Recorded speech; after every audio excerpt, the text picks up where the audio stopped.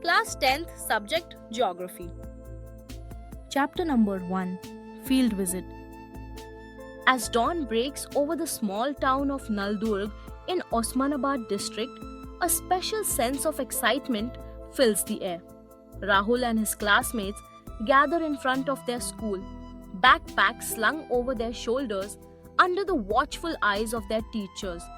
They are about to embark on a journey, one that will take them from the dryness of the Deccan Plateau to the lush coastal landscapes of Alibag in Raigad district.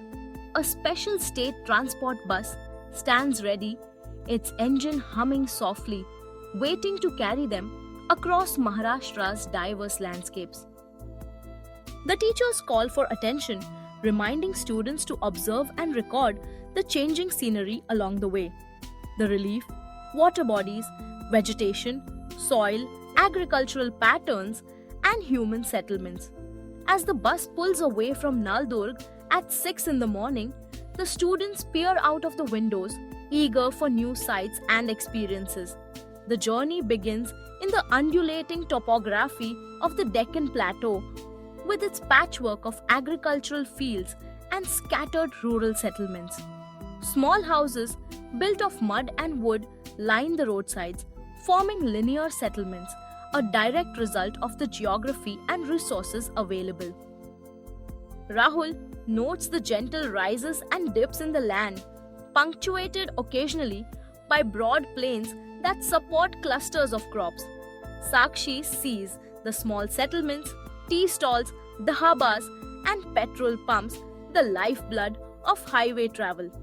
The teacher encourages Meena to share her observations and she asks if they are heading down a slope. The teacher confirms they are traversing the southern part of the Balagat ranges, the eastern outliers of the mighty Sahyadris. The landscape outside reflects this transition. Linear settlements hugging the roads, houses constructed with locally sourced materials, and vegetation typical of the dry, deciduous forests. Renuka observes dry grass and trees that have shed their leaves, a sign of the seasonal rhythm of the region. As the bus rolls into Solapur city, the surroundings change dramatically. The rural simplicity gives way to urban density. Multi-storied buildings rise above the streets, their bricks and cement standing in stark contrast to the mud and wood houses of the countryside. Modern shops, malls, and restaurants line the busy roads. The students marvel at the bustling atmosphere, noting the distinctive features of urban living, the crowd, the noise, the variety of amenities. After a brief stop for breakfast, the journey continues. Beyond Solapur, the fields grow greener. Savitri is quick to point out the vibrant sugarcane crops which dominate the landscape now, a clear shift from the pulses and shrub crops they saw near Naldurg. The teacher explains that this change is due to the availability of irrigation made possible by nearby canals and reservoirs. The bus pauses near Indapur, giving students a chance to stretch their legs and observe the vast backwaters of the Ujani Dam built on the Bhima River. This reservoir is a vital resource, providing water for drinking, power generation, fishing, and irrigation. The landscape flattens out as they proceed through the plains of the Deccan Plateau. Pooja notices the openness and the teacher confirms that they are still within the plateau, but changes in relief and vegetation await them further west. Nazma observes a shift in tree species, Jujube and Babul giving way to Anjan, Banyan, and Peepal, signaling a change in rainfall patterns. The teacher explains that this transition in vegetation indicates increasing rainfall as they approach the western Ghats. The bus approaches the foothills of Sinhagad, where lunch is served amid a cluster of hotels and stalls. The students relax, savoring the local flavors. They prepare to climb the fort, carrying only essentials, leaving their luggage behind. The ascent is marked by changing weather. Bright sun gives way to clouds, then drizzle. The students delight in the cool air, enjoying ground nuts, buttermilk, and curd. Cameras click, capturing the rugged pinnacles, valleys, and the sweeping view of Pune city below. At the top of Sinhagad Fort, Neha points out the informational board at the entrance. The teacher encourages them to compare the relief features. The undulating plains have been replaced by rugged hills, high altitude, and volcanic rock formations. Rahul identifies the basalt rocks, recalling lessons from previous years. Mary notes the shift in agriculture. Pulses near their homes, sugarcane between Solapur and Pune, and now paddy fields thriving in the higher, wetter region. The teacher explains that abundant rainfall supports rice cultivation here. The students compare Sinhagad Fort with Naldurg Fort. The former perched atop a hill for strategic advantage, the latter built on the plains. They marvel at the reservoir of Khadakwasla Dam visible below, serving water to Pune and its environs. At the Kalyan Darwaja, the teacher points out Devtek, a sacred tank fed by a natural spring that provides water year-round, even atop the fort. The group enjoys local food, Pitla Bhakri, at stalls catering to tourists. As dusk approaches, they descend to Pune city for an overnight stay, exploring the vibrant markets of Shanivarwada, Tulsi Bagh, and Mahatma Phule Mandai. Wholesale and retail shops bustle with activity. The students record their observations, the diversity of goods, the patterns of commerce, the architecture of marketplaces. The next morning, after a hearty breakfast, the journey resumes. The bus heads onto the Mumbai-Pune Expressway, slicing through the western Ghats. Tushar notes the sudden appearance of hills and the sparse distribution of houses. They stop at Rajmachi Point near Lonavala, gazing out at the dramatic slopes of the Sahyadris. The teacher explains the difference in slopes, gentle to the east, steep to the west, with cliffs and waterfalls cascading down. The region is the source of the Ulhas River, a major west-flowing waterway. Rain begins to fall as the bus continues through the Ghat section, passing through Khopoli. The teacher identifies this as Bhor or Khandala Ghat, a gateway to the western coastal plains. The students observe the dense forests, thick vegetation, broad-leaved teak trees, and sacred groves known as Vanrais and Devrais.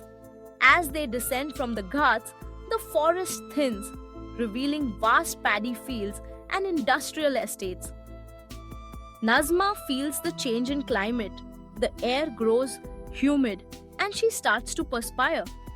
The teacher explains that proximity to the sea increases humidity, making the air sticky. Namdeo observes heavier rainfall, a signature of the coastal region. The teacher elaborates, the combination of heavy rain and sea breeze shapes the local agriculture, with rice becoming the staple crop. Excitement mounts as the students realize they are nearing the Arabian Sea. The teacher announces a visit to the Talati office in Alibag, where they will gather information about local crops, soil types, irrigation, watershed programs, and occupations. The students prepare their questionnaires, eager to learn about the region's way of life. Upon arrival in Alibag, they set out for the Talathi office, collecting data and insights about the area's agriculture and land management. After lunch, the teacher asks how many students are seeing the sea for the first time. Almost all raise their hands, anticipation shining in their eyes. Abira tries to imagine the vastness of the sea, wondering what the view will be like. The teacher reassures her and reminds everyone of the safety precautions needed at the beach. They plan to visit Kolaba or Alibag Fort, a sea fort built on a wave-cut platform just offshore. Timing is crucial as the tides dictate access. The teacher quizzes the students on coastal landforms, beaches, sea caves, wave-cut platforms, sandbars. The children remember their geography lessons, excited to see these features firsthand. At the beach, the sound of the waves fills the air. Some students ride horse-drawn chariots on the sand. Others try horse riding, while the rest simply soak in the sight of the endless blue. Neha notices that Kolaba Fort is different from the previous two they visited.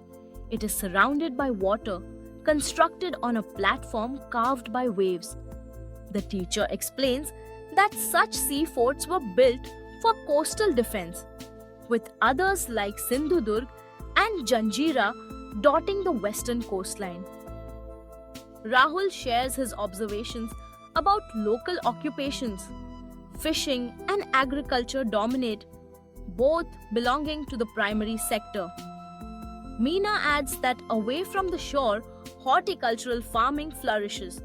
Coconut, betel nut, jackfruit, banana, and spices are cultivated in the fertile coastal plains. The teacher highlights the importance of tourism, now a growing occupation in the region. As the sun sets over the Arabian Sea, the students play on the beach, capturing the golden light on their cameras. Later, they return to their lodges, discussing the many changes they observed. The relief shifting from plateau to hills to coastal plains, the vegetation evolving with rainfall, the agricultural patterns shaped by water availability, and the human settlements adapting to the terrain. They compile notes for their field visit report, reflecting on the unique features of each region. In Naldurg, the landscape was dry and undulating, dotted with linear rural settlements and traditional mud and wood houses. Crops were limited by rainfall, with pulses and shrub crops prevailing. Solapur's urban sprawl brought modern housing, busy markets, and improved infrastructure. Sugarcane cultivation flourished, thanks to irrigation from canals and reservoirs like Ujjani Dam. Moving west, rainfall increased, supporting deciduous trees and a shift to rice cultivation. The climb to Sinhagad Fort revealed rugged hills, volcanic rocks, and strategic fortifications designed for defense. The Khadakwasla reservoir glistened below, a lifeline for Pune. The journey through the western Ghats introduced dense forests, dramatic slopes, and abundant water bodies. Descending to the coastal plains, the climate grew humid, agriculture shifted to rice and horticultural crops, and settlements adapted to the changing environment. In Alibag, fishing and tourism thrived alongside traditional agriculture. The students realized that the geography of Maharashtra is a tapestry woven from the interplay of relief, water, soil, vegetation, and human ingenuity. Each region is shaped by its natural resources and climate, and people adapt their way of life accordingly. The forts, Naldurg on the plains, Sinhagad atop a hill, Kolaba in the sea, stand as silent witnesses to history, built for defense and control, but now serving as icons of heritage and culture. The trip leaves a lasting impression on Rahul and his classmates. They have witnessed the diversity of their state not just in textbooks but through first-hand experience. The dry plateau, the bustling cities, the green hills, the dense forests, the humid coast, each has its own story, its own rhythm of life. As they begin their return journey, the students feel a sense of accomplishment and wonder. They have traveled across Maharashtra, observed its changing landscapes, and understood how relief, soil, vegetation, and human settlements are interwoven. Their notebooks are filled with observations, sketches, and memories. The teachers remind them that learning is not confined to classrooms. It is in the world around them, waiting to be discovered. Through this field visit, Rahul and his classmates have become explorers, geographers, and storytellers. They have learned to see beyond the obvious, to notice the subtle changes in the land, the way people build their homes, grow their food, and live their lives. They have understood that geography is not just about maps and facts, but about the relationship between people and their environment. And as the bus winds its way back to Naldurg, the students gaze out of the windows, knowing that the journey has changed them. They carry with them not just notes and photographs, but a deeper appreciation for the land they call home, a land of contrasts and connections, shaped by nature and nurtured by its people.